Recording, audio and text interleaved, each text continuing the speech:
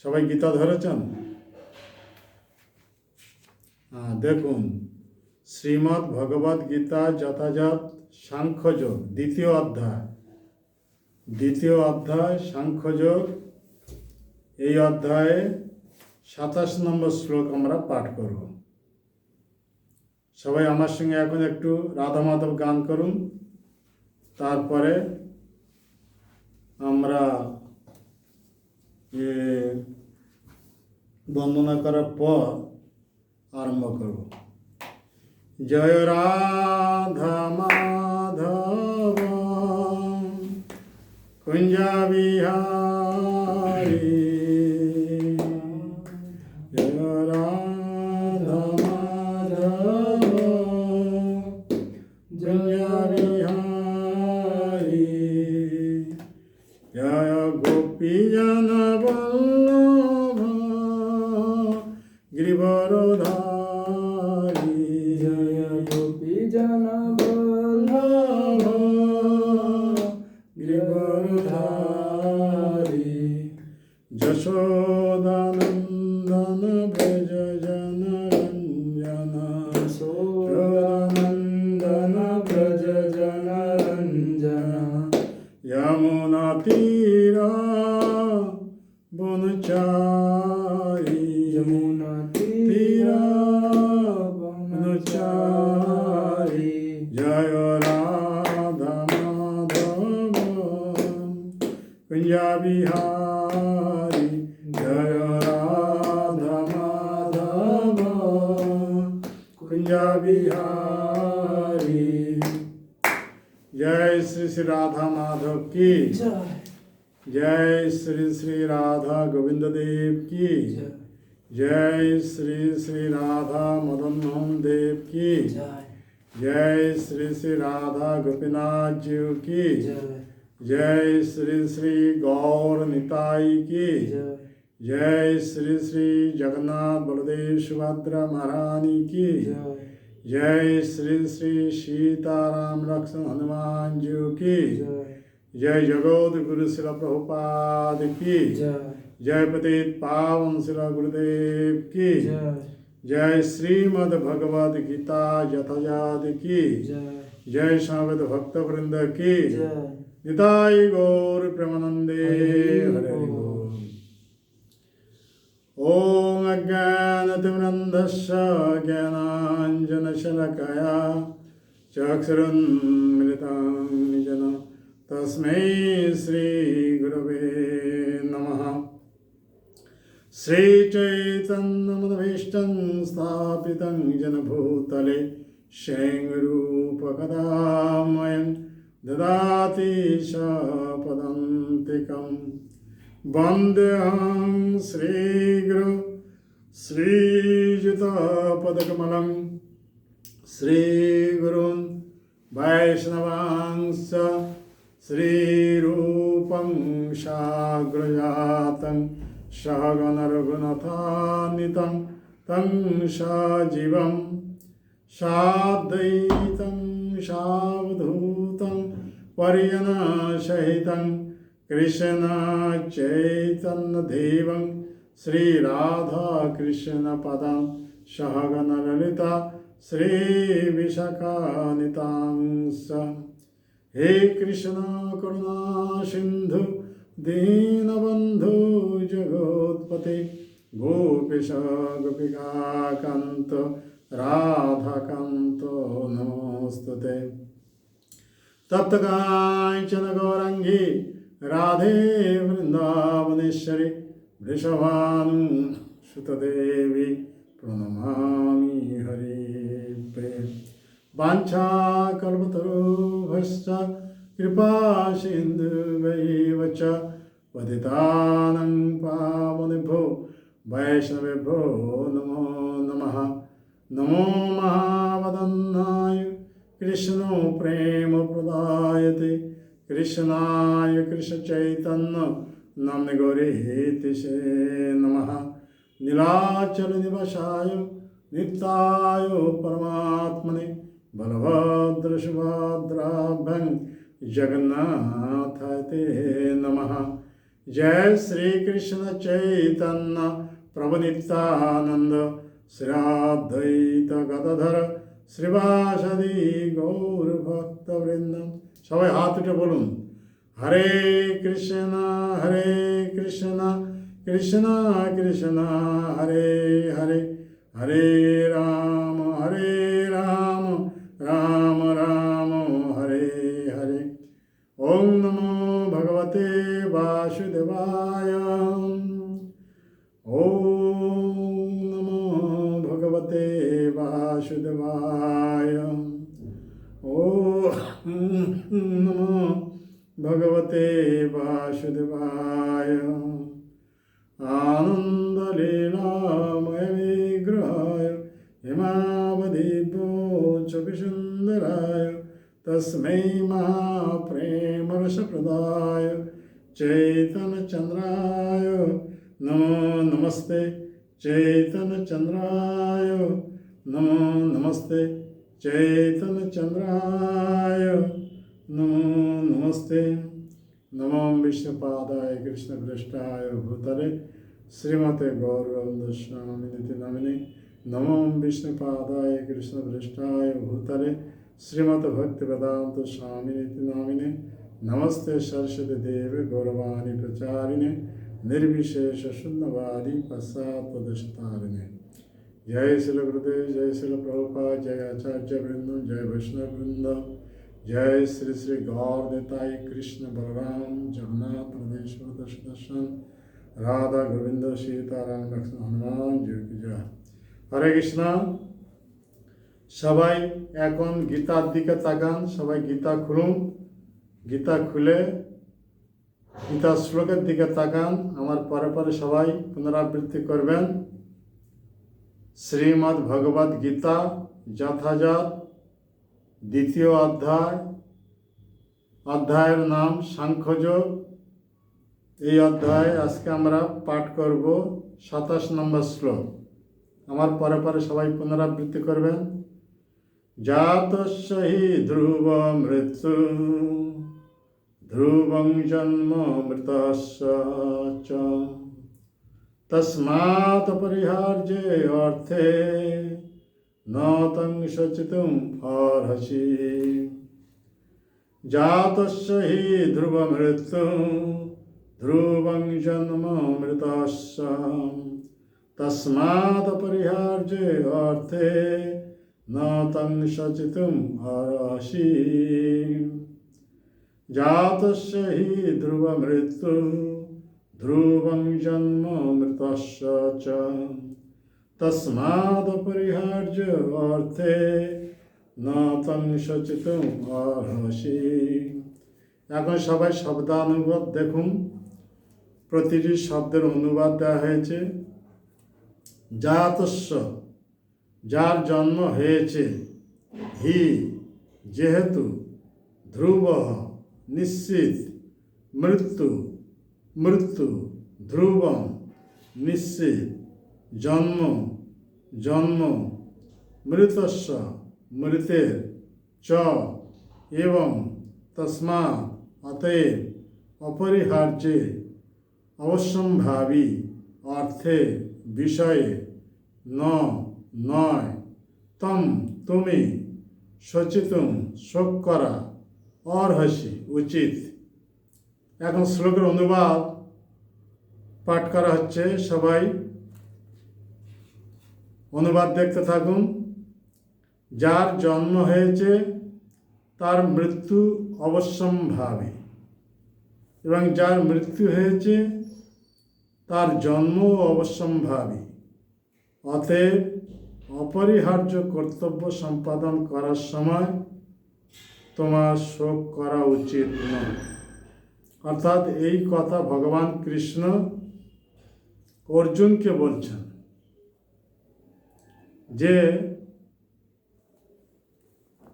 এই জগতে যার জন্ম হয়েছে তার মৃত্যু হবে, আর যার মৃত্যু হয়েছে তাকে আবার একটি জড় দেহ নিয়ে জন্মগ্রহণ করতে হবে।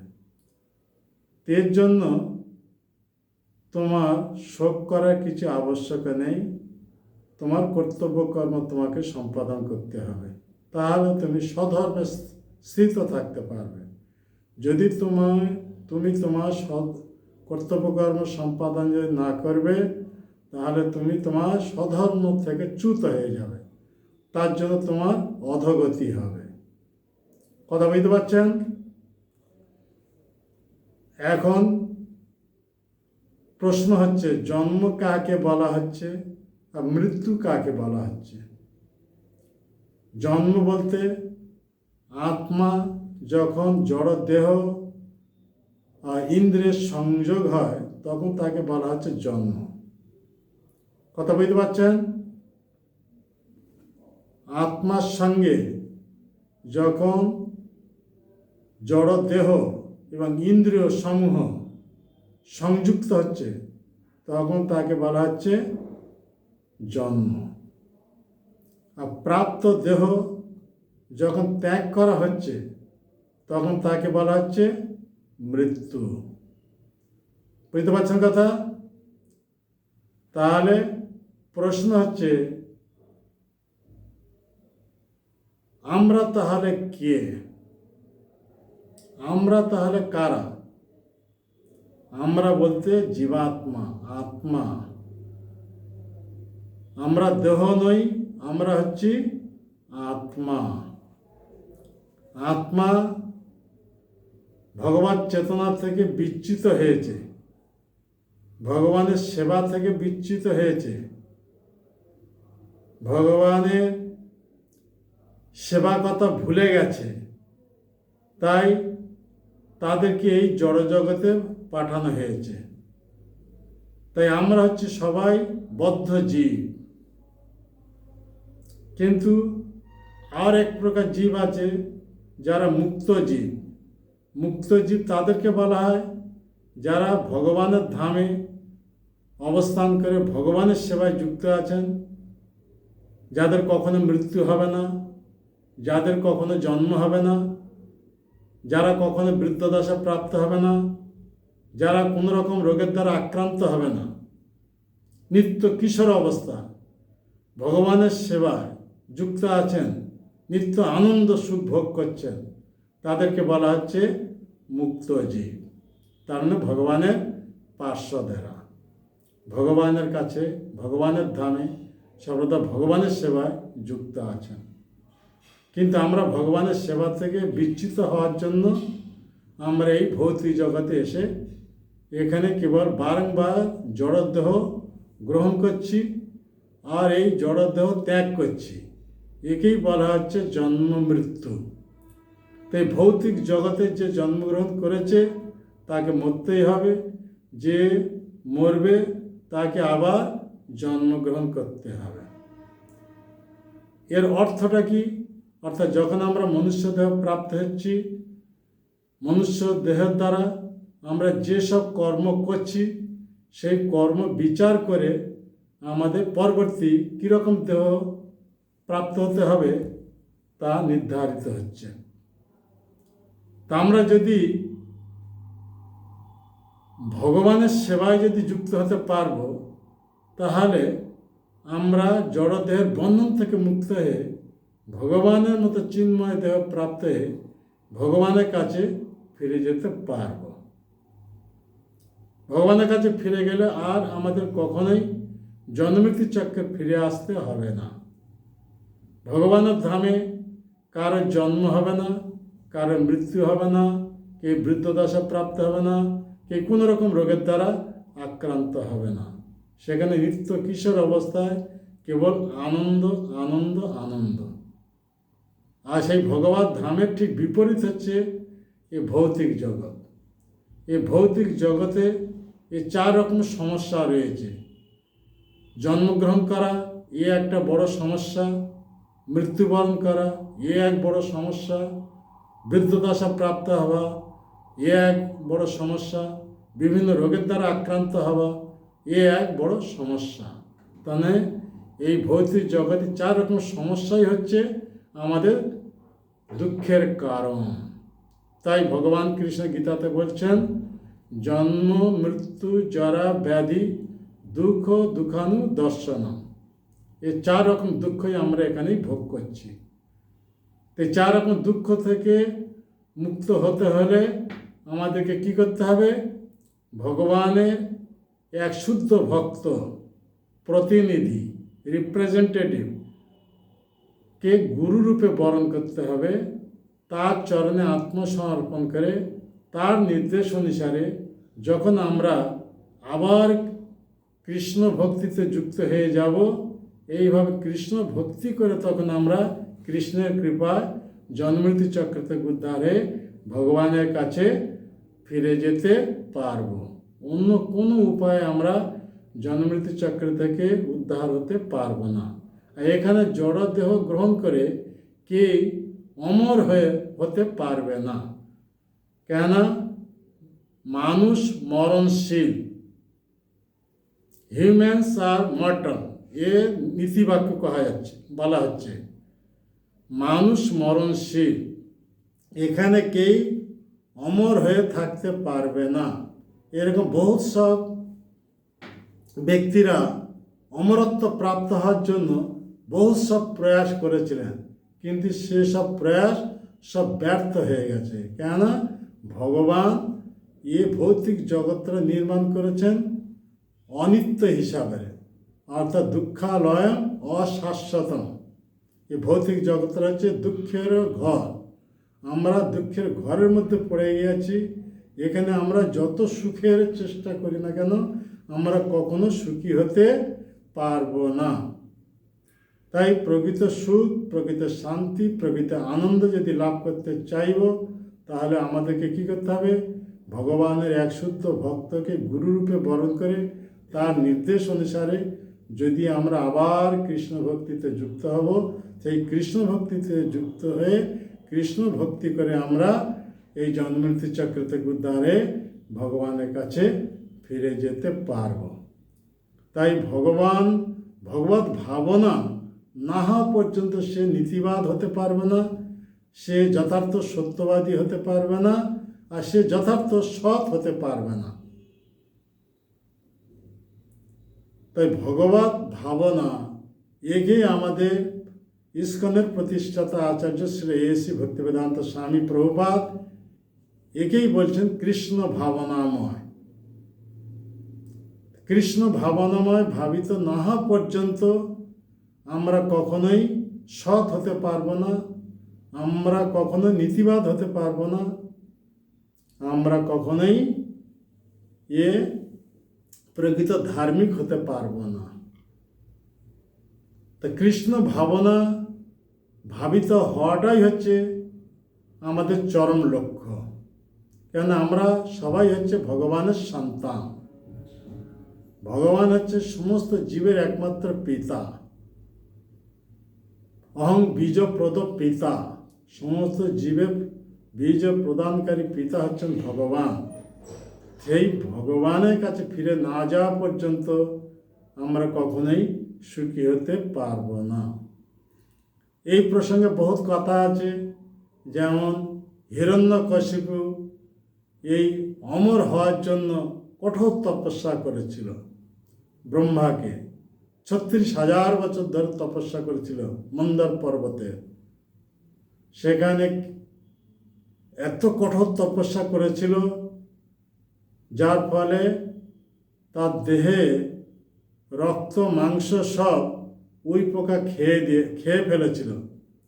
তার তপস্যার তেজ কেবল নির্গত হচ্ছিল। সেই তপস্যার তেজে উচ্চ লোকের অধিবাসীরা সব অত্যন্ত অধৈর্য হয়ে পড়েছিলেন। তখন তারা গিয়ে ভগবানের কাছে, ব্রহ্মার কাছে গিয়ে যখন অভিযোগ করেন, তো ব্রহ্মাজি সেই মন্দর পর্বতে যেখানে হিরণ্যকশিপু তপস্যা করছিল সেখানেই হংস বাহনে এসে উপস্থিত হয়ে যান, কিন্তু হিরণ্যকশিপুকে দেখতে পাননি। কেন দেখতে পাননি? না, হিরণ্যকশিপুর দেহের চারদিকে উই পোকা এমনভাবে চড়ে গিয়েছিল, যার ফলে উই ঢিপি হয়ে গেছিল। যেহেতু সে সত্যযুগের লোক, তাই সে মরেনি। কেন মরেনি? সত্যযুগের লোক দেহে হাড়ের ভিতর যে পর্যন্ত মজ্জা থাকবে সে পর্যন্ত সে জীবিত থাকবে।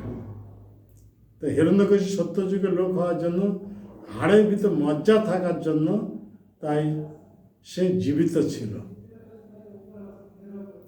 আর ত্রেতা যুগের লোক মেদগত প্রাণ, দেহেতে যে পর্যন্ত মেদ অর্থাৎ চর্বি থাকবে সে পর্যন্ত সে জীবিত থাকবে। দ্বাপর যুগের লোক রক্তগত প্রাণ, মাংসগত প্রাণ, দেহেতে যে পর্যন্ত মাংস থাকবে সে পর্যন্ত সে জীবিত থাকবে।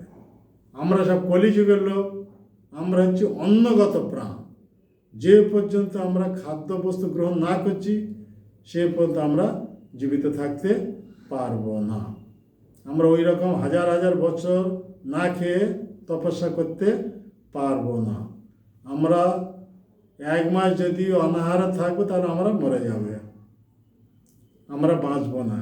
1 মাস কেন, আমাদের 1 দিন 2 দিন উপবাস থাকলে কি অবস্থা, ওইভাবে আমরা কঠোর তপস্যা করতে পারবো না। তাই কলিযুগের লোক হচ্ছে অন্নগত প্রাণ, অন্ন না খেলে এরা বাঁচবে না। দ্বাপর যুগের লোক মাংসগত প্রাণ, দেহে যে পর্যন্ত মাংস থাকবে সে পর্যন্ত জীবিত থাকবে। ত্রেতা যুগের লোক চর্বিগত প্রাণ অর্থাৎ মেদগত প্রাণ, মেদ বলতে চর্বি, দেহে যে পর্যন্ত চর্বি থাকবে সে পর্যন্ত জীবিত থাকবে। সত্যযুগের লোক মজ্জাগত প্রাণ, হাড়ের ভিতর যে পর্যন্ত মজ্জা থাকবে সে পর্যন্ত জীবিত থাকবে। তো হিরণ্যকশিপু এইভাবে সত্যযুগের লোক হওয়ার জন্য দেহে রক্ত মাংস এসব চর্বি টর্বি এসব ওই পোকা খেয়ে ফেলেছিল, কিন্তু তথাপি সে জীবিত ছিল। কি কারণে? হাড়ের ভিতর তার মজ্জা ছিল, সেই কারণে সে জীবিত ছিল।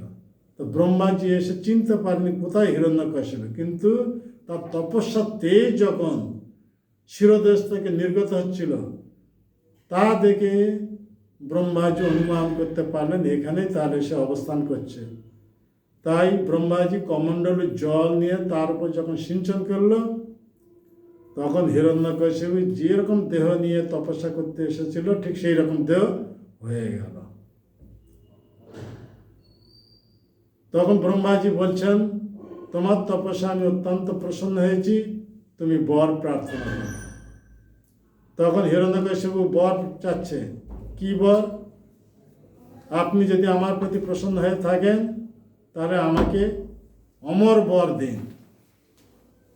তো ব্রহ্মাজি বললেন, আমি তো নিজে অমর নই, আমি কিভাবে তোমাকে অমর বর দেব? অমর বর দেওয়ার সামর্থ্য আমার নেই। ব্রহ্মাজি এই কথা বলে দেন, অমর বর ছেড়ে আর যত রকম বর আছে তুমি যদি চাইবে আমি তা প্রদান করতে পারব।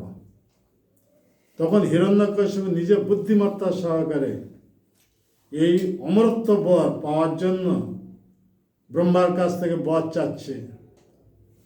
তাহলে আমাকে এই বর দিন, দিনেতে আমি মরব না, রাত্রিতে মরব না,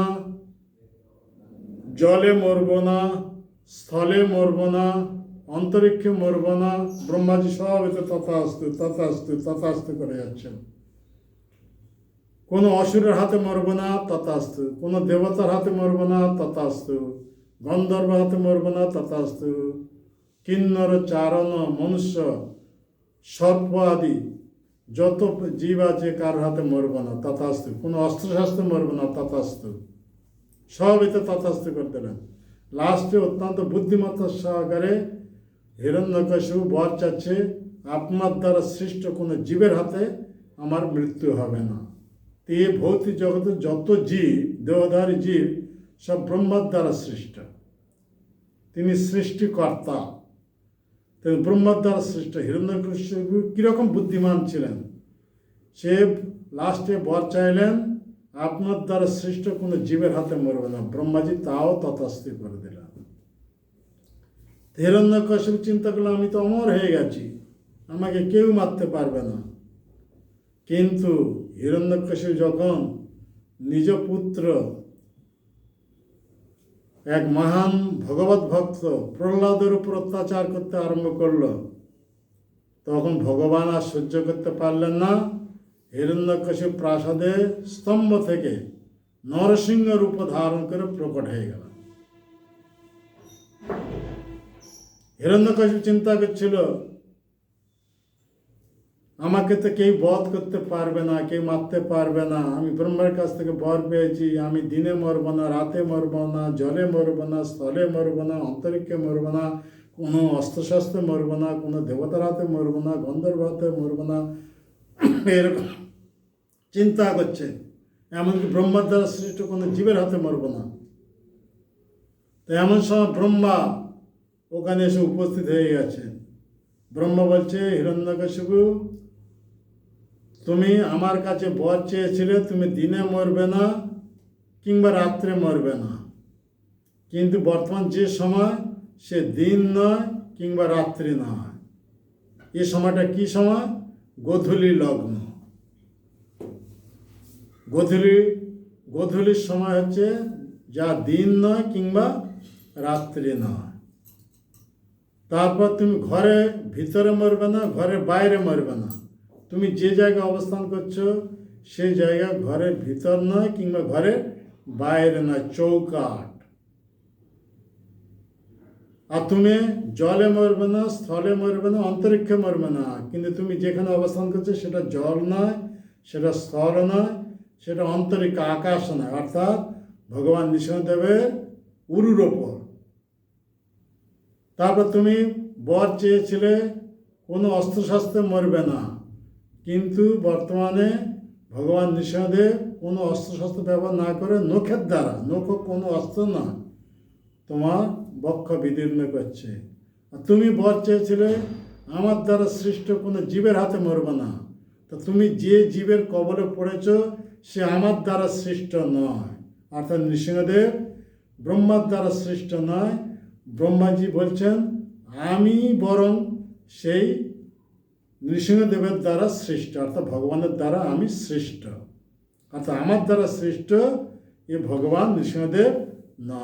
এইভাবে সব বর মিলিয়ে নিলেন। সেই সময় ভগবান নৃসিংহদেব নখ অস্ত্রের দ্বারা হিরণ্যকশিপু পাষাণের মতন হৃদয় বিদীর্ণ করে বধ করলেন। তাই এই জগতে কেউ অমর হয়ে থাকতে পারবে না, সবাইকে মরতে হবে। এই প্রসঙ্গে আরও সুন্দর সুন্দর কথা আছে। একটা চড়ুই পাখি, সে এই জগন্নাথ শ্রীক্ষেত্র, পুরুষোত্তম ক্ষেত্রে পুরী শ্রীমন্দিরে দ্বার দেশে অবস্থান করছিল চড়ুই পাখি। আর জগন্নাথের মন্দির 8 প্রহরের মধ্যে, দিন রাত 24 ঘন্টা, এক প্রহর হচ্ছে 3 ঘন্টা, এইভাবে 7 প্রহর খোলা থাকে, রাত্রি কেবল 1 প্রহর বন্ধ থাকে, অর্থাৎ 1 প্রহর বলতে 3 ঘন্টা বন্ধ থাকে। কেন? তখন দেবতারা আসেন ভগবান জগন্নাথকে দর্শন করার জন্য, আর কোথায় কি কাজকর্ম এইসব ভগবানের সঙ্গে পরামর্শ করার জন্য, জগৎ কীভাবে পরিচালিত হবে সেই সব পরামর্শ করার জন্য দেবতারা সেই সময় আসেন। অর্থাৎ ভগবান জগন্নাথের হচ্ছে সবসময় অপলক অবস্থা, জগন্নাথের চোখে পাতা পড়ে না, নিষ্পলক, আর সবসময় ভজন করতে থাকেন। এইভাবে জগন্নাথের সেবা চলে 24 ঘন্টার মধ্যে, এইভাবে 21 ঘন্টা, তার মানে 21 ঘন্টা জগন্নাথের মন্দির খোলা থাকে, রাত্রি কেবল 3 ঘন্টা বন্ধ থাকে। তা সেই সময় আবার দেবতারা এসে জগন্নাথকে দর্শন করতে থাকেন। এইভাবে দেবতারা আসছেন জগন্নাথের সঙ্গে, এইভাবে বার্তালাপ হচ্ছে, জগন্নাথকে দর্শন করছেন। আর এই ব্রহ্মাণ্ডে কোথায় কী কাজকর্ম চলবে, কী পরিকল্পনা সব চলবে, সেই সব জগন্নাথের সঙ্গে পরামর্শ হয়। এমন সময় দেখা যাচ্ছে যমরাজ আসছেন। যমরাজ যখন এসে উপস্থিত হয়েছেন, এ দ্বার দেশে একটা চড়ুই পাখিকে দেখতে পায়।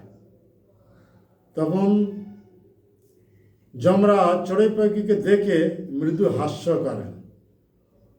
কেননা যমরাজ চিন্তা করেন যে এই চড়ুই পাখিটার মৃত্যু হবে আর 2-3 ঘন্টার মধ্যে, আর এর মৃত্যু কোথায় হবে? সেই বৃন্দাবনে এক বৃক্ষের ওপর। আর এই বর্তমান জগন্নাথ মন্দিরের ভিতরে আছে। এখান থেকে যদি এ উড়ে উড়ে যাবে, কত মাস লেগে যাবে বৃন্দাবনে পৌঁছাতে, কিন্তু এর ভাগ্যে লেখা আছে আর 2-3 ঘন্টার মধ্যে এর মৃত্যু হবে বৃন্দাবনে। এ কীভাবে সেই বৃন্দাবনে যাবে, সেখানে তার মৃত্যু হবে, এই কথা চিন্তা করে যমরাজ মৃদু হাস্য করছিলেন। এখন চড়ুই পাখি দেখে দিয়েছেন যমের দৃষ্টি আমার উপর পড়ে গেছে, তাহলে আমার মৃত্যু সুনিশ্চিত। তাই অত্যন্ত দুঃখিত হয়ে চড়ুই পাখি কাঁদতে থাকে। এমন সময় গরুর সে এসেছেন জগন্নাথকে দর্শন করার জন্য। তো গরুরা দৃষ্টিতে যখন পড়ে যান, এইভাবে চড়ুই পাখি যমরাজকে দেখে ভিতরতর ক্রন্দন করছে, তার মানে চড়ুই পাখির মৃত্যু অতি সুনিশ্চিত। তাই গরু কী করলেন, চড়ুই পাখিকে রক্ষা করার জন্য সঙ্গে সঙ্গে সেখান থেকে নিয়ে বৃন্দাবনে চলে গেলেন। এক বৃক্ষের কোটরির মধ্যে রেখে আবার সঙ্গে সঙ্গে চলে এলেন। তাহলে গরুর অতি দ্রুতগামী, এইভাবে মনের মতন দ্রুতগামী গরুর সঙ্গে সঙ্গে চড়ুই পাখিটা জগন্নাথ মন্দির থেকে নিয়ে বৃন্দাবনে রেখে দিয়ে আবার ফিরে আসেন জগন্নাথ মন্দিরে জগন্নাথকে দর্শন করার জন্য। আর যমরাজ সেখানে উপস্থিত আছেন। তা সে তখন যমরাজ চিন্তা করছেন, প্রভু কার্য বোঝা বহুত দুষ্কর। একটা চড়ুই পাখি যার মৃত্যু আর 2-3 ঘন্টার মধ্যে সেই বৃন্দাবনে হবে, সেই চড়ুই পাখি এখানে কিভাবে বিরাজ করছে, তো কীভাবে এ 2-3 ঘন্টার মধ্যে মৃত্যু হতে পারে। তো এমন সময় গরুর এই কথা শুনে দিলেন যে যমরাজ বলছে এর মৃত্যু সেই বৃন্দাবন হবে, এখানে বিরাজ করছে, এটা কীভাবে সম্ভব হবে। তো এমন সময় গরুর এই কথা শুনে অত্যন্ত দুঃখিত হয়ে যায়। হায় হায়, আমি তো নিজে সেই চড়ুই পাখিটা নিয়ে রেখে দিয়ে এসেছি কোথায়, বৃন্দাবনে এক গাছে। তার মানে 2-3 ঘন্টার মধ্যে সেই চড়ুই পাখি এক সর্প তাকে ভক্ষণ করেছে, তার মৃত্যু হয়ে গেছে। তা যার ভাগ্যে যে সময়ে মৃত্যু লেখা হয়েছে, যে কৌশি উপায় প্রভুর ইচ্ছা, ভগবানের ইচ্ছায় তা সেই সময় সংঘটিত হবে, এর থেকে কেউ রক্ষা করতে পারবে না। গরুর বহুত চেষ্টা করেছিল যমরাজের কবল থেকে চড়ুই পাখিকে রক্ষা করার জন্য, কিন্তু হিতের বিপরীত হয়ে গেল। সেই বৃন্দাবনে তার মৃত্যু হবে 2-3 ঘন্টার মধ্যে। যদি চড়ুই পাখি জগন্নাথ মন্দিরে থাকতো তাহলে তার মৃত্যু হতো না, কিন্তু গরুর সেই চড়ুই পাখি নিয়ে বৃন্দাবনে এক গাছেতে রেখে আসে। 2-3 ঘন্টার মধ্যে সেখানে একটা সাপ ছিল, সেই পাখিটা ধরে খায়, তার ভাগ্যে সেই হিসেবে লেখা ছিল। তাই ভগবানের ইচ্ছায় জীবের জন্ম মরণ। তাই ভক্তিবিনোদ ঠাকুর গীত গাচ্ছেন, তুমি সর্বেশ্বরেশ্বর ব্রজেন্দ্র কুমার, তবে ইচ্ছা বিশ্বের সৃজন সংহার। তবে ইচ্ছা মতে ব্রহ্মা করেন সৃজন, তবে ইচ্ছা মতে বিষ্ণু করেন পালন, তবে ইচ্ছা মতে শিব করেন সংহার। তবে ইচ্ছা মায়া সৃজে কারাগার, তবে ইচ্ছা মতে জীবের জন্ম মরণ। এই জীবের জন্ম মৃত্যু কার ইচ্ছা হচ্ছে, ভগবান কৃষ্ণের ইচ্ছায়। জীবের জন্ম মৃত্যু ভগবান কৃষ্ণের ইচ্ছায়, ভগবানের ইচ্ছা হচ্ছে। তো সেই ভগবান কৃষ্ণ এখন যুদ্ধভূমিতে উপস্থিত আছেন। আর এটা বন্ধ হয়ে গেছে কিরে, এবং সেই ভগবান কৃষ্ণ এখন যুদ্ধভূমিতে উপস্থিত আছেন, কুরুক্ষেত্রের যুদ্ধভূমিতে। আর এই যুদ্ধ সংগঠিত হচ্ছে কার ইচ্ছায়, ভগবান কৃষ্ণের ইচ্ছায়। তা কৃষ্ণের ইচ্ছায় এইভাবে কুরুক্ষেত্রের যুদ্ধের আয়োজন করা হয়েছে। তো এখানে অর্জুন ক্ষত্রিয় কুলে জাত, ক্ষত্রিয় অংশে জাত। যদিও এখানে সবাই আমরা জন্মমৃত্যুর চক্রে পড়ে গেছি, তো জন্মমৃত্যুর চক্র এই নয় যে যুদ্ধকে অনুমোদন করছে, হিংসাকে অনুমোদন করছে, হত্যাকে অনুমোদন করছে। জন্মমৃত্যু চক্র এসব অনুমোদন করে না। কিন্তু মনুষ্য সমাজে সুশৃঙ্খলা বজায় রাখার জন্য কখনো কখনো হিংসার আবশ্যক আছে, যুদ্ধের আবশ্যক আছে। কেন? ভগবান যে নিয়ম দিয়েছেন সেই নিয়মকে বলা হচ্ছে ধর্ম। তো ভগবানকে প্রদর্শিত নিয়ম অনুসারে যদি আমরা সেই নিয়ম পালন করব, তাহলে আমরা জন্মমৃত্যু চক্র থেকে উদ্ধার হয়ে ভগবানের কাছে ফিরে যেতে পারব। কিন্তু যারা আসরিক প্রবৃত্তি সম্পন্ন ব্যক্তি, তারা ভগবানের এই নিয়মকে লঙ্ঘন করে নিজের মনোকল্পিত সব নিয়ম প্রবর্তন করে, যার ফলে সমগ্র মানব সমাজে বিশৃঙ্খলা সৃষ্টি হয়, অত্যাচার চলতে থাকে। নিরীহ মুনি ঋষি সাধু সন্তদের উপর বিভিন্ন প্রকার অত্যাচার। তাই সেই অত্যাচার থেকে তাদেরকে নিবৃত্তি করার জন্য ভগবানের ইচ্ছা কখনো কখনো যুদ্ধের আয়োজন করা হয়, হিংসার আশ্রয় নেওয়া হয়।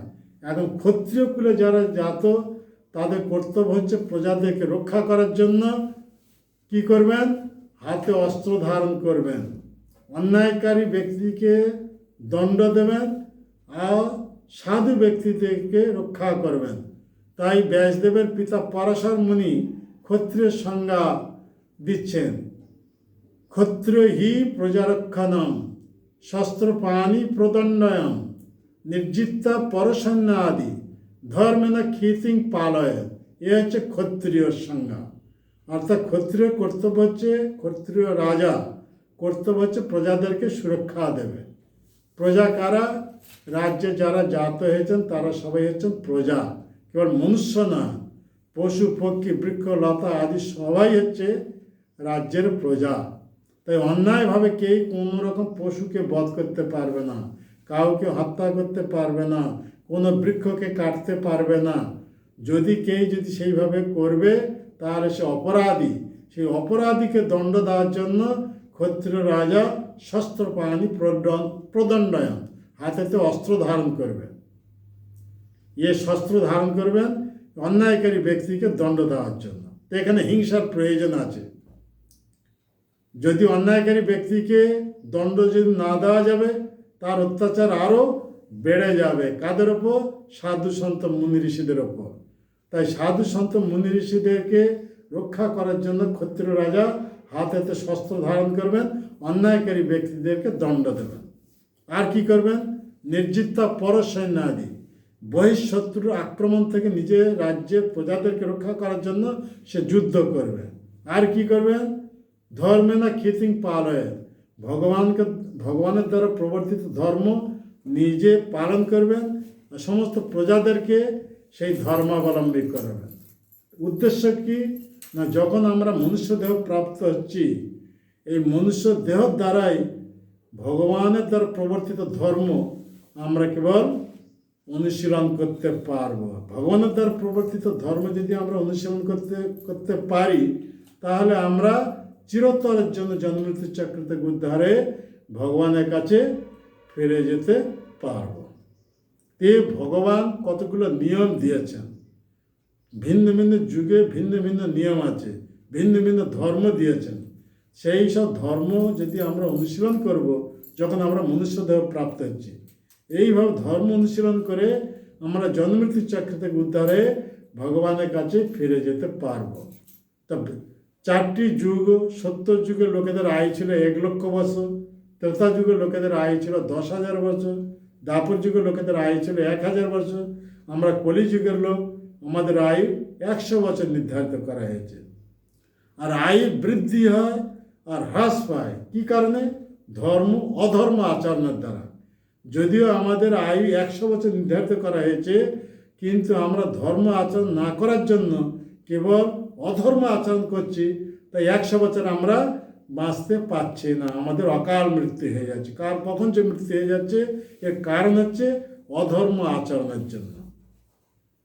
অন্যান্য যুগে লোকেদের আয়ু 1 লক্ষ বছর, সত্তর যুগে, কিন্তু তারা 1 লক্ষ বছর পেরিয়ে 1.5 লক্ষ, 2 লক্ষ, 3 লক্ষ এইভাবে জীবিত থাকতেন। কি কারণে? ধর্ম আচরণ করার জন্য। যা আইন নির্ধারিত করা হয়েছিল তার থেকে আরও অধিক পরিমাণে আয় নিয়ে তারা সুস্থ সবলভাবে জীবিত থাকতেন। তাই এখানে কথাটা হচ্ছে ধর্ম আচরণের দ্বারা আয়ু যা নির্ধারিত হয়েছে তার থেকে বেড়ে যাবে, আর অধর্ম আচরণের দ্বারা যা আয় নির্ধারিত করা হয়েছে তার থেকে কমে চলে যাবে, কমে হ্রাসপ্রাপ্ত হবে। তাই কলিযুগে আমাদের আয় সম্বন্ধে কোনো গ্যারান্টি নেই, কার যে কখন মৃত্যু হয়ে যাবে তার ঠিকানা নাই। কেউ 100 বছর সব লোক বাঁচতে পারবে না, কেন? অধর্ম আশ্রয় করেছে। তো অধর্ম আশ্রয় করলে আয়ু কমে যাবে, ধর্ম আশ্রয় করলে আয়ু বেড়ে যাবে। তো এখানে আমরা মনুষ্য দেহ যেহেতু প্রাপ্ত হয়েছি, মনুষ্য দেহে কর্তব্য কর্মের উপর বিচার করে পরবর্তী জন্মে আমাদের কীরকম দেহ প্রাপ্ত হতে হবে তা নির্ভর করছে আমাদের এই কর্তব্য কর্মের উপর। আমরা মনুষ্য দেহ প্রাপ্ত এখন যেরকম কর্ম করছি, এই কর্ম বিচার অনুসারে পরবর্তী আমাদের দেহ প্রকৃতির নিয়ম অনুসারে লাভ করতে, আমার নিজের ইচ্ছায় আমরা যে মনুষ্য দেহ প্রাপ্ত তা আমরা লাভ করতে পারবো না। আমরা যদি মনুষ্য দেহ প্রাপ্ত হয়ে বিবিধ প্রকার পাপ কর্মে জড়িত থাকবো, আর যদি আশা করব যে মৃত্যুর পরে আমি আবার মনুষ্য দেহ প্রাপ্ত, তা কখনো সম্ভব হবে না। তাই সব কিছু কর্মের উপর নির্ভর করছে, তাই আমরা সব কর্মের অধীন। তো এখানে কুরুক্ষেত্র যুদ্ধভূমিতে যত সব যোদ্ধা মানে উপস্থিত হয়েছেন, এদের পূর্ব কর্ম অনুসারে এইভাবে কৃষ্ণ ইচ্ছা করেছেন এদের সবার মৃত্যু এখানেই হবে। কেননা এখানে যারা উপস্থিত হয়েছেন এরা সব আততায়ী। আততায়ী মৃত্যু অতি শীঘ্র হওয়া উচিত। কেন? এখানে যারা সব উপস্থিত হয়েছেন তারা সব আততায়ী। কেন আততায়ী? এই কারণে বলা হচ্ছে, যখন হস্তিনাপুর সভাতে দুর্যোধনের নির্দেশে দুঃশাসন এক বস্ত্র পরিহিতা দ্রৌপদীকে কেশাকর্ষণ করে ঘষাতে এনে উপস্থিত করেছিল, আর 20 লক্ষ রাজা রাজকুমার সেই সভায় বসেছিল। তাদের সামনে এইরকম ভারতের মহারানী রাষ্ট্র যজ্ঞের যার কেশ সংস্কার হয়েছে, সেই কেশ দুঃশাসন ধারণ করেছিল, আর তাকে বিবস্ত্র করার জন্য এরকম বস্ত্র আকর্ষণ করছিল। তো সেখানে দ্রৌপদী নিরুপায় হয়ে এখানে পিতামহ ভীষ্মের কাছে সাহায্য চেয়েছিলেন, কিন্তু পিতামহ ভীষ্ম মাথা নত করে দিয়েছিলেন। পিতামহ ভীষ্ম যদি ধনুর্বাণ নিয়ে ওখানে দাঁড়িয়ে যেতেন, 20 লক্ষ রাজকুমার সবাইকে উড়িয়ে দিতে পারতেন। এইরকম অজেয় বীর ছিলেন পিতামহ ভীষ্ম। কেন? তিনি তার পিতার কাছ থেকে, শান্তনু মহারাজ কাছ থেকে বর পেয়েছিলেন ইচ্ছা মৃত্যু বরদান। যে পর্যন্ত ইচ্ছা না করছেন সে পর্যন্ত মৃত্যু তার কাছে আসতে পারবে না। এইরকম এক অজেয় বীর, তার কাছে সাহায্য চেয়েছিলেন দ্রৌপদী, কিন্তু পিতামহ ভীষ্ম দুর্যোধনের অর্থে লালিত পালিত হওয়ায় ওনার মন মলিন হয়ে গেছিল, তাই মাথা নত করে নিয়েছিলেন। আবার দ্রৌপদী দ্রোণাচার্যের কাছে সাহায্য চেয়েছিলেন, যিনি হচ্ছেন পাণ্ডব এবং কৌরবদের অস্ত্রবিদ্যার গুরু। উনিও দুর্যোধনের অর্থে লালিত পালিত হওয়ার জন্য ওনার মন মলিন হয়ে গেছিল, তাই উনিও কোনো রকম সাহায্য করেননি। এখানে সবাই আততায়ী পর্যায়ে অন্তর্ভুক্ত হয়ে গেল, অর্থাৎ ওদের যা দীর্ঘ আয়ু ছিল, দীর্ঘ আয়ু ক্ষণিকের মধ্যে সব শেষ হয়ে গেল। এরা সব আততায়ী, তাই এদের মৃত্যু সুনিশ্চিত, এ ভগবান কৃষ্ণ নির্ধারিত করেছিলেন। তাই কৃষ্ণের ইচ্ছা এখানে কুরুক্ষেত্রের যুদ্ধের আয়োজন করা হয়েছে। এখানে সবাই এসে উপস্থিত হয়েছেন। কৃষ্ণ ইচ্ছা করেছেন এই যুদ্ধ থেকে কেউ প্রাণ নিয়ে আর ঘরে ফিরে যেতে পারবে না। সবাই এখানে মৃত্যুবরণ করবে। এই কৃষ্ণের ইচ্ছা। তো এই কার্যেতে নিমিত্ত হিসাবে অর্জুনকে নিযুক্ত করেছিলেন যেদেরকে সংহার করার জন্য। তো অর্জুন দেখছেন এসব আমার কত অন্তরঙ্গ গুরুজন, আমার এইসব আত্মীয়, এদেরকে যদি আমি বধ করব, এই বধ করার পাপে আমাকে নরকে যেতে হবে। অর্জুন নিজের বিচার অনুসারে এইভাবে সিদ্ধান্ত নিয়েছিলেন। তাই অর্জুন কথা উঠেছিলেন আমি যুদ্ধ করব না। কিন্তু এখানে ভগবান কৃষ্ণ নিজের ইচ্ছা এই যুদ্ধের আয়োজন করেছেন। একে ধর্মযুদ্ধ বলা হচ্ছে। ভগবান স্বয়ং সেখানে উপস্থিত আছেন। তাই ভগবানের ইচ্ছায় যখন এই ধর্মযুদ্ধ সংগঠিত হতে চলেছে, তখন অর্জুন এর থেকে বিরত হওয়ার জন্য যখন চাচ্ছিলেন, তখন ভগবান কৃষ্ণ বলছেন তুমি যদি আমার নির্দেশ অনুসারে তুমি যদি যুদ্ধ করবে, এদের বধ করার জন্য তোমার পাপ স্পর্শ করবে না। কিন্তু তুমি যদি আমার আদেশ লঙ্ঘন করে যুদ্ধক্ষেত্রে ছেড়ে চলে যাবে, এই স্বধর্ম থেকে বিচ্যুত হওয়ার জন্য তোমাকে নরকে যেতে হবে। তো প্রকৃত ধর্মটা তাহলে কি? প্রকৃত ধর্ম হচ্ছে ভগবানের নির্দেশ পালন করা। ভগবান যখন যা আদেশ করছেন, আমরা সেই ভগবানের অংশ হওয়ার জন্য আমাদের কর্তব্য হচ্ছে সেই পূর্ণ বস্তু ভগবানের নির্দেশ পালন করা। একেই বলা হচ্ছে প্রকৃত ধর্ম। তো তার জন্য যদি আমরা আপাত বিচারে যদি দেখব কতজনকে হত্যা করা হচ্ছে, সে হত্যা করার জন্য তাকে পাপ ভোগ করতে হবে, পাপের ফল ভোগ করতে হবে না। তাই ভগবান কৃষ্ণ এ পদ্মপুরাণে এই কথা বলেছেন, মন নিমিত্তং কৃতং পাপং ধর্মায় কল্পতে। আমার জন্য যদি কেউ কোনো রকম পাপ কার্য করলো, তার জন্য সেই পাপ কার্যের ফল ভোগ করতে হবে না। তাই হবে প্রকৃতপক্ষে ধর্ম। মাম অনাদৃতং ধর্মং পাপং সা মত প্রভাবত। আর আমাকে অনাদর করে কে যদি তথাকথিত ধর্ম পালন করবে, তাহলে আমার অনাদর করার জন্য তা হবে অধর্ম। তো এখানে ধর্ম কাকে বলা হচ্ছে, অধর্ম কাকে বলা হচ্ছে, তা পরিষ্কারভাবে ভগবান এখানে বলে দিচ্ছেন। অর্থাৎ ভগবানের আদেশ পালন করাই হচ্ছে ধর্ম, আর ভগবানকে আদেশ লঙ্ঘন করাই হচ্ছে অধর্ম। তো এখানে অর্জুন নিজের বিচার অনুসারে সে সিদ্ধান্ত নিয়েছিলেন এদেরকে আমি বধ করব না। কিন্তু অর্জুন যদি যুদ্ধক্ষেত্র ছেড়ে চলে যাবেন, তথাপি আত্মীয় স্বজন বন্ধুবান্ধব কাউকে তিনি বাঁচাতে পারবেন না। কেন? ভগবান প্ল্যান করেছেন যে সবার মৃত্যু এখানেই হবে। কেন? ভগবানের ইচ্ছা জীবের জন্ম আর মৃত্যু সংঘটিত হচ্ছে, তবে ইচ্ছা মতে জীবের জন্ম মরণ। অর্থাৎ ভগবান কৃষ্ণের ইচ্ছায় জীবের জন্ম আর জীবের মরণ হচ্ছে। এখানে যদি অর্জুন এই যুদ্ধ যদি না করতেন, তথাপি এদেরকে মৃত্যুর হাত থেকে কখনো বাঁচাতে পারতেন না। আর অর্জুন যদি যুদ্ধক্ষেত্র থেকে ছেড়ে চলে যেতেন, তাই কৃষ্ণ আদেশ লঙ্ঘন করার জন্য সে স্বধর্ম থেকে চ্যুত হয়ে যেতেন। আর স্বধর্ম থেকে চ্যুত হওয়ার জন্য তার অধঃপতন হতো, অর্থাৎ নরকে যেতে হতো। ধর্মের কত সূক্ষ্ম বিচার এখানে দেখতে হয়।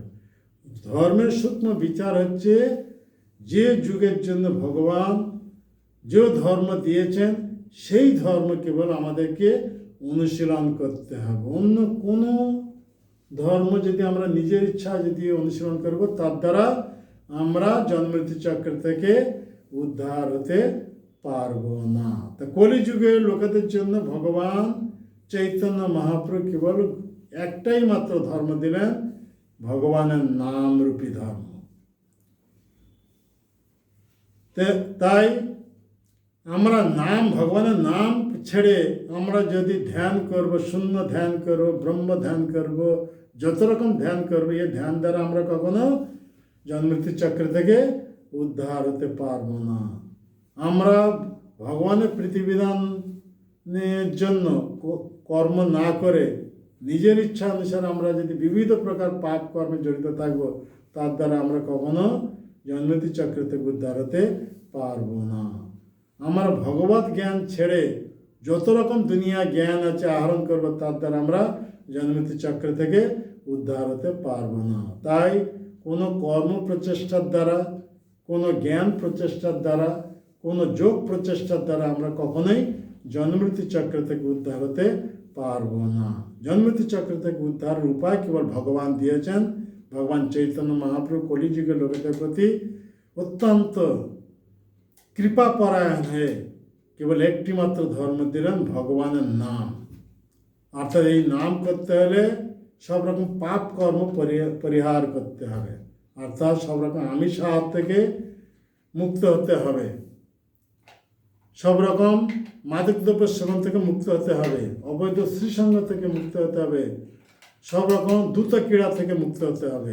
এসব পাপ কর্ম থেকে মুক্ত হয়ে যদি আমরা ভগবান চৈতন্য মহাপ্রভু দ্বারা প্রবর্তিত এই ধর্ম, ভগবানের নাম যদি জপ করব, কীর্তন করব, তাহলে এই নাম আমাদেরকে ভবসাগর থেকে উদ্ধার করে ভগবানের কাছে নিয়ে যাবে।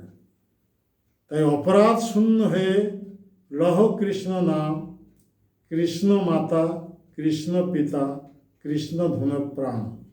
কৃষ্ণের সংসার করো, ছাড়ি অনাচার। অনাচার বলতে এই পাপ কর্ম, যত রকম পাপ কর্ম চলছে দুনিয়া, এই পাপ কর্ম থেকে মুক্ত হতে হবে। এই অনাচার থেকে মুক্ত হয়ে ভগবানের নাম করতে হবে। তাই বলা হচ্ছে কৃষ্ণের সংসার। কৃষ্ণের সংসার, দুই রকম সংসার আছে, একটা হচ্ছে মায়ার সংসার, আর একটা হচ্ছে কৃষ্ণের সংসার। আমরা যা সব করছি মায়ার সংসার, এখানে যত রকম পাপ কর্ম আমরা করছি, মায়ার সংসার যত রকম পাপ কর্ম চলছে, এখানে আমিষ আহার, মাদকদ্রব্য সেবন, অবৈধ স্ত্রী সঙ্গ, দ্রুত ক্রীড়া, এই সব রকম পাপ কর্ম চলছে মায়ার সংসার।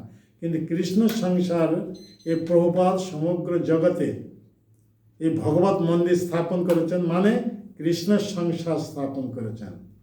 তো কৃষ্ণ সংসারে এইসব পাপ কার্য চলবে না। কৃষ্ণ সংসার তাহলে কি? সেখানে ভগবানের শ্রীবিগ্রহ দর্শন, ভগবানের চরণামৃত পান, ভগবানের কথা শ্রবণ, ভগবানের নাম কীর্তন, এ হচ্ছে কৃষ্ণের সংসার। এখানে কেবল আনন্দ আনন্দ আনন্দ, সব রকম পাপ থেকে মুক্ত, ভগবানের কথা শ্রবণ, ভগবানের নাম কীর্তন, ভগবানের প্রসাদ গ্রহণ, অর্থাৎ ভগবানের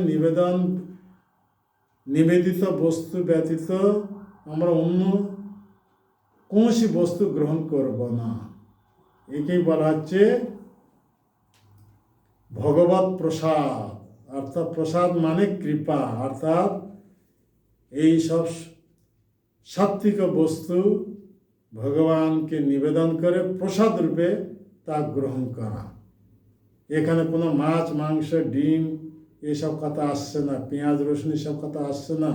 এখানে কেবল ভাত, ডাল, শাক, সবজি, দুধ, জল এইসব ভগবানকে ভক্তি ভরে নিবেদন করে তা প্রসাদ রূপে যখন আমরা গ্রহণ করব, তখন আমাদের চেতনা শুদ্ধ হবে। আর চেতনা যখন শুদ্ধ হবে, তখন আমাদের স্মৃতিশক্তি প্রখর হবে। আর স্মৃতিশক্তি যখন তেজিয়ান হবে, প্রখর হবে, তখন সেই স্মৃতিশক্তির দ্বারাই ভগবত তত্ত্ব জ্ঞান আমরা অতি সহজে উপলব্ধি করতে পারব। আর ভগবত তত্ত্ব জ্ঞান যখন আমরা প্রাপ্ত হয়ে যাব, তখন আমাদের সমস্ত অজ্ঞানতা দূর হয়ে যাবে। তখন আমরা ভগবানের চরণে নিজেকে সমর্পিত হয়ে এইভাবে ভগবানের ভক্তি করার জন্য সেই রকম মনোবৃত্তি জাত হয়ে যাবে। এইভাবে ভগবানের সেবা যখন আমরা যুক্ত হয়ে যাব, ভগবানের কথা শ্রবণ করব, ভগবানের নাম কীর্তন করব, ভগবানের প্রসাদ গ্রহণ করব, এইভাবে ভগবত ভক্তিময় জীবনযাপন যখন করব, তখন আমরা চিরতরের জন্য জন্মমৃত্যুর চক্র থেকে মুক্ত হয়ে ভগবানের কাছে ফিরে যেতে পারব। তো একেই বলা হচ্ছে কৃষ্ণ ভাবনামৃত আন্দোলন, মায়ার বিরুদ্ধে সংঘর্ষ, অর্থাৎ মায়ার বিরুদ্ধে আন্দোলন। অর্থাৎ মায়ার জগতে আমরা সব রকম পাপ কর্মে লিপ্ত ছিলাম। এখন সেই পাপ কর্ম ছেড়ে ভগবানের সেবাতে যখন যুক্ত হচ্ছি, তখন এক আন্দোলন সৃষ্টি হচ্ছে। একেই বলা হচ্ছে কৃষ্ণ ভাবনামৃত আন্দোলন। অর্থাৎ আমরা মাইক ভাবনায় ছিলাম, এখন মাইক ভাবনার থেকে এখন কৃষ্ণ ভাবনাময় হতে হবে।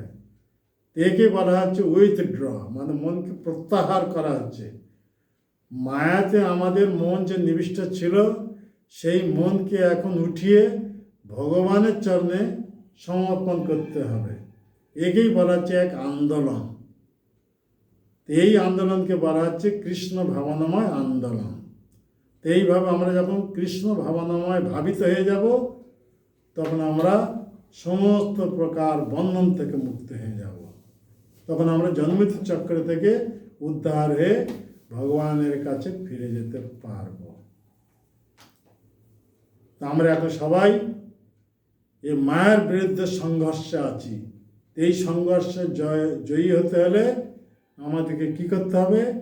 এক গুরুর নির্দেশ অনুসারে কৃষ্ণ ভক্তি করতে হবে, অ্যাজ ইট ইজ ভাবে। এইভাবে যখন আমরা কৃষ্ণ ভক্তি করব, কৃষ্ণ ভক্তি করে আমরা তখন কৃষ্ণের কাছে ফিরে যেতে পারব।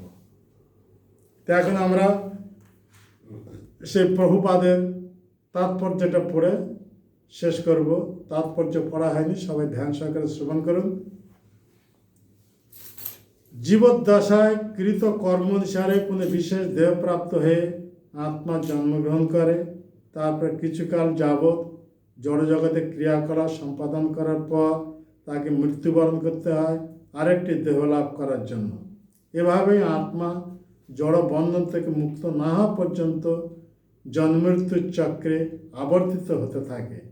এই জন্মমৃত্যুর চক্র অবশ্য অনর্থক যুদ্ধ, হত্যা ও হিংসাকে অনুমোদন করে না, কিন্তু তবুও মানব সমাজে নিয়ম শৃঙ্খলা বজায় রাখার জন্য হিংসা ও যুদ্ধ অপরিহার্য হয়ে পড়ে।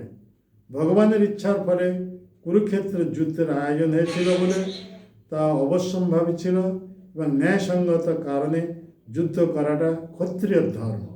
যেহেতু অর্জুন যথার্থ কর্তব্যকর্ম অনুষ্ঠান করেছিলেন, তাই তার আত্মীয় স্বজনের বিয়োগের আশঙ্কায় কেন তিনি ভীত অথবা শোকান্বিত হচ্ছিলেন?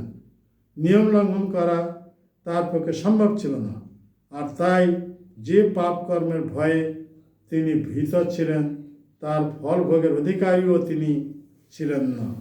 তার কর্তব্যকর্ম থেকে বিরত থাকলেও মৃত্যুর হাত থেকে তিনি তার আত্মীয় স্বজনদের রক্ষা করতে পারতেন না, কিন্তু ভুল কর্মপন্থা অবলম্বন করার জন্য তিনি অধগামী হতেন। তো এই বিষয়ে আমাদের সবসময় সচেতন থাকতে হবে। ভুল কর্মপন্থা যদি আমরা অনুসরণ করব, তাহলে নিশ্চিতরূপে আমাদের অধোগতি হবে। তা সঠিক কর্মপন্থা অবলম্বন করতে হলে ভগবানের এক শুদ্ধ ভক্তকে গুরুরূপে বরণ করে তার নির্দেশ অনুসারে যখন আমরা এই কৃষ্ণ ভক্তি করব, এইভাবে কৃষ্ণ ভক্তি করে আমরা তখন ভগবানের কাছে ফিরে যেতে পারব। দেখুন কর্মপন্থা কত সূক্ষ্ম। অর্জুনের মতো এক মহান বীর, উনিও ভুল পথে চালিত হচ্ছিলেন। কৃষ্ণের আদেশ লঙ্ঘন করে যুদ্ধক্ষেত্র ছেড়ে ভিক্ষাবৃত্তি অবলম্বন করে জীবিকা নির্বাহ করতে চেয়েছিলেন, কিন্তু ভগবান কৃষ্ণ ওনাকে চেতাবন দিলেন, তুমি যদি আমার আদেশ লঙ্ঘন করে সন্ন্যাস ধর্ম অবলম্বন করে ভিক্ষাবৃত্তি অবলম্বন করে জীবিকা নির্বাহ করো, তার জন্য তোমাকে নরকে যেতে হবে। আমার নির্দেশ অনুসারে তুমি যদি এই যুদ্ধভূমিতে উপস্থিত হয়ে এদেরকে যদি বধ করবে, তার জন্য তোমার পাপ স্পর্শ করবে না। দেখুন কত সূক্ষ্ম নীতি। দেখুন ভগবানের জন্য যদি অর্জুন এই হত্যাকাণ্ড যদি করবে, তার জন্য তার পাপ ভোগ করতে হবে না, তাকে নরকে যেতে হবে না। কিন্তু যুদ্ধক্ষেত্র ছেড়ে তিনি যদি চলে যেতেন, তাহলে ভগবানের আদেশ লঙ্ঘন করার জন্য তাকে নরকে যেতে হতো। এখানে প্রকৃত কর্মপন্থাটা এখানে বলা হচ্ছে। ভগবানের নির্দেশ পালন করাটাই হচ্ছে আমাদের বাস্তব ধর্ম, এ হচ্ছে প্রকৃত ধর্ম। তো এখন এখানে আমি শেষ করছি, 1 ঘন্টা হয়ে গেছে। কারো কিছু যদি প্রশ্ন থাকে জিজ্ঞাসা করতে পারো। কারো কিছু প্রশ্ন আছে কি?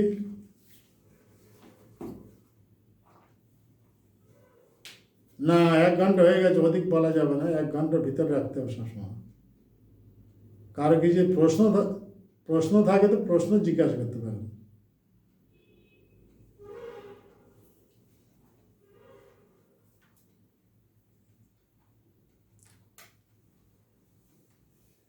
হ্যাঁ, তাহলে কি করতে হবে? হ্যাঁ, এত এত কথা শুনলেন, এখন কি করতে হবে? হ্যাঁ, পেঁয়াজ রসুন চা,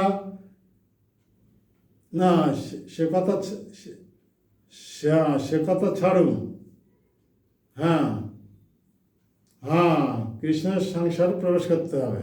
তা কৃষ্ণের সংসারে চা খাওয়া যাবে না। হ্যাঁ, চা খাচ্ছেন? হ্যাঁ, হ্যাঁ, আর সেবা করেন, তাহলে কীভাবে কৃষ্ণের সংসারে প্রবেশ করবেন? কৃষ্ণের সেইটাই তো বলা হচ্ছে, এখন কেন হচ্ছে না? নিজের ইচ্ছা, নিজে যদি ইচ্ছা করবেন তাহলে কৃষ্ণ বুদ্ধি দেবেন, তখন চা ছাড়তে পারবেন। হ্যাঁ, পেঁয়াজ রসুন ছাড়তে পারবেন, আমিষ আহার ছাড়তে পারবেন। হ্যাঁ, আশীর্বাদ তো ওই তো রাক্ষসী পন্থা নিয়ে আছেন। হ্যাঁ, তো রাক্ষসী পন্থা অবলম্বন করছেন, কৃষ্ণের পন্থা অবলম্বন করলে তো তবে হবে। হ্যাঁ, এগুলো হচ্ছে রাক্ষসী পন্থা। রাক্ষস মানে যা খায়, আমরা মানুষের তাই খাচ্ছি। হ্যাঁ, এর জন্য আর আশীর্বাদ কি? আশীর্বাদ ওইটাই যখন বলা হয়েছে এখন সব ছাড়তে হবে, একে বলা হচ্ছে আশীর্বাদ।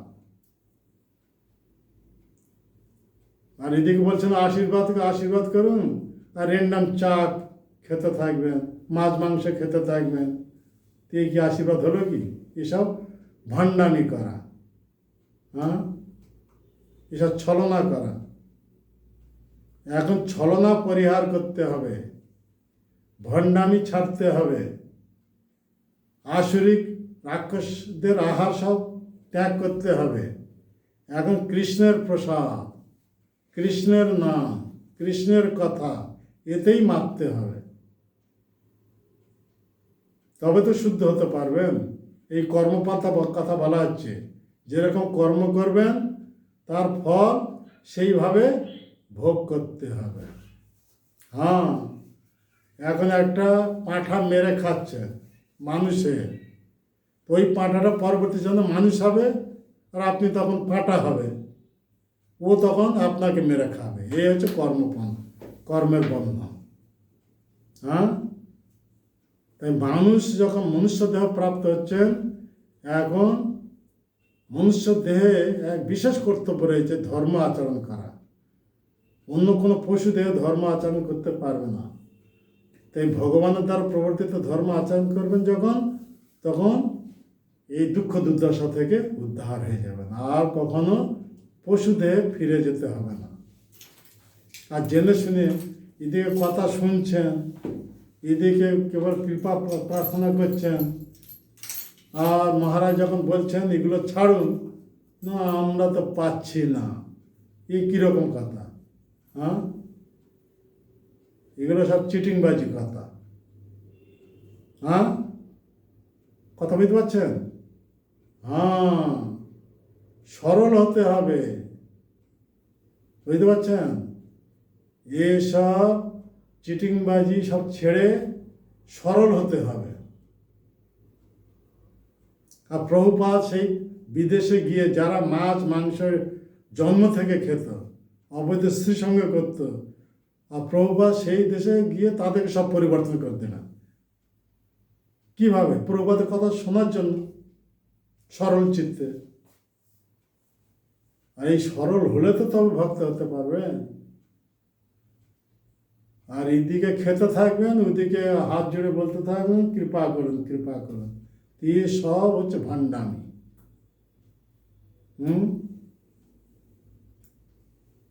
কথা বুঝতে পারছেন? হ্যাঁ হ্যাঁ, এখন ছাড়ুন। হ্যাঁ, এসব রাক্ষসের খাদ্য কেন খাবেন? মানুষে তার ফল ভোগ করতে হবে। এক ব্যাধ ছিল, মৃগারী ব্যাধ, কত পশুদেরকে অর্ধমৃত অবস্থা রাখতো, কত দুঃখ পেত, কত যন্ত্রণা পেত। কিন্তু নারদ মুনির একটু সঙ্গ হয়, সেই ব্যাধ সব কিছু পরিহার করে ভগবানের মহান ভক্ত হয়ে যায়। সাধুর কথা শুনলে তো তবে সাধু হতে পারবে। হ্যাঁ, কথা বুঝতে পারছেন? আর এইদিকে সাধুর কথাতে কেবল শুনছেন, এখানে সেখানে বার করে দিচ্ছেন। আমাদের যে বদ অভ্যাস আগে থেকে আছে, তা আমরা অভ্যস্ত হয়ে গেছি। দিয়ে সব চিটিংবাজি। এক নৃশংস ব্যাধ, সে কিভাবে মহান ভক্ত হতে পারল? অর্থাৎ নারদ মুনি যেভাবে বলেছেন সেইভাবে আচরণ করলেন, করাতে সব রকম পাপ থেকে মুক্ত হয়ে মহান ভক্ত হয়ে গেল। লক্ষ্মীরা বেশ্যা, এক পতিতা, হরিদাস ঠাকুরের সান্নিধ্যে এসে হরিদাস খুব পছন্দ করাতে এসেছিল। কিন্তু 3 দিন 3 রাত্রি হরিদাস ঠাকুরের মুখ থেকে ভগবানের নাম উচ্চারণ শ্রবণ করা, তার চিত্ত পরিবর্তন হয়ে গেল। হরিদাস ঠাকুরকে গুরু হিসাবে গ্রহণ করলেন। আর হরিদাস ঠাকুর যেভাবে বললেন সেইভাবে আচরণ করলেন। বেশ্যা থেকে হয়ে গেল মহাভাগবত, ভগবানের মহান ভক্ত হয়ে গেল। হ্যাঁ, এই বেনাপোল জঙ্গল, বাংলাদেশে বেনাপোল জঙ্গল জানেন? বাংলাদেশের ঘটনা।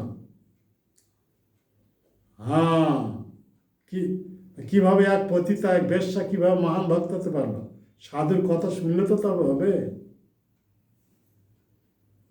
আর সাধুর কথা পালন করবে না, উপর থেকে শুধু বলবেন চিটিংবাজি করে কৃপা করুন কৃপা করুন, সব ছলনা। এসব ছলনা ছাড়তে হবে, ছেড়ে সরল হতে হবে। কথা বুঝতে পারছেন? হ্যাঁ, সাধুর কথা পালন করার জন্য সরল হতে হবে। প্রভুপাদ সমগ্র দুনিয়াকে পরিবর্তন করে দিলাম। নারদ মুনির কৃপায় এক নৃশংস ব্যাধ মহান ভক্তে পরিণত হয়ে গেল। হরিদাস ঠাকুরের কৃপা একজন পতিতা বেশ্যা মহাভাগবতে পরিণত হয়ে গেল। কিভাবে তারা এত পতিতা ছিল, সাধুর কথা পালন করার জন্য মহান ভক্ত হয়ে গেল। সাধুর কথা শুনলে তো তবে কৃপা আসবে। হ্যাঁ, কথা বুঝতে পারছেন? যা হয়ে গেছে সব ছেড়ে ছুড়ে এখন ভক্ত হন। বুঝতে পারছেন? মায়ার সংসার থেকে মুক্ত হয়ে এখন কৃষ্ণের সংসারে প্রবেশ করুন। তবে কৃষ্ণের কৃপা সব কিছু কুশল। ঠিক আছে? হ্যাঁ, এখন পালন করার জন্য প্রস্তুত হয়ে যান। সবাই হাত উঠে বলুন, হরে কৃষ্ণ হরে কৃষ্ণ কৃষ্ণ কৃষ্ণ হরে হরে হরে রাম হরে রাম রাম রাম হরে হরে। হ্যাঁ, এই নাম করতে থাকুন, পূর্ব পাপ কর্মের ফল থেকে সব মুক্ত হয়ে যাবেন, তখন সুখী হতে পারবেন। পাপ করে কেউ কখনো সুখী হতে পারে না। পাপ কর্ম করে কেউ কখনো শান্তিতে থাকতে পারে না। অন্যকে দুঃখ দিয়ে কেউ সুখী হতে পারে না। অন্য জীবদেরকে মেরে খাওয়া, তখন অন্যদেরকে দুঃখ দেওয়া হচ্ছে, দিয়ে কে নিজে সুখী হতে পারবেন? হ্যাঁ হ্যাঁ, এসব ছাড়তে হবে, ছেড়ে ভগবানের প্রসাদ এখন পেতে হবে, তবে সুখী হতে পারবে। ভগবানের কথা শুনতে হবে, ভগবানের নাম করতে হবে, তখন সুখী। ঠিক আছে, হরে কৃষ্ণ। বহুত বহুত ধন্যবাদ।